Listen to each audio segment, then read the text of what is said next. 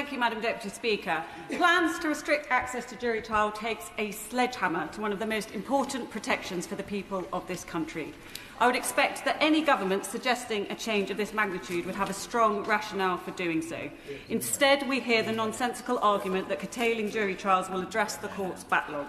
Yet the Minister of State for Courts herself told the House that only 3% of court cases are jury cases. So before we even get into this debate, we need clarity on what this change means for the backlog. That means modelling and timescales, not justifications based on religious belief. I would suggest the government is getting desperate when that is the best it can offer. Maybe next we'll hear that the Tooth Fairy backs digital ID or Father Christmas supports giving away the Chagos Islands. Back in the real world, in 2024, the Lady Chief Justice gave evidence to the Justice Select Committee that our courts face around 100 unplanned closures every week, with 200 near closures per month. This is in line with credible data suggesting that just yesterday, 15% of our Crown Court rooms sat empty, and it's the same today. If the Minister wants to tackle the backlog, might this be the best place to start? But coming now on to the key benefit of jury trials themselves, which is the involvement of our peers in delivering justice. These are people in our own communities with no obvious axe to grind or political motivations. Any justice system that concentrates powers in the hands of a small number of repeat decision-makers inevitably risks groupthink and unconscious or even conscious bias.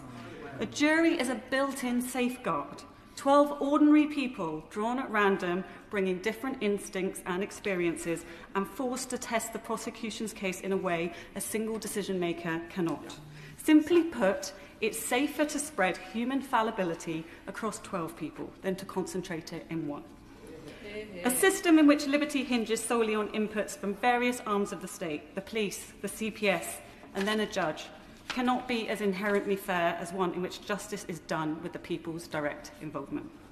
But the curtailing of jury trials is not the only concern here.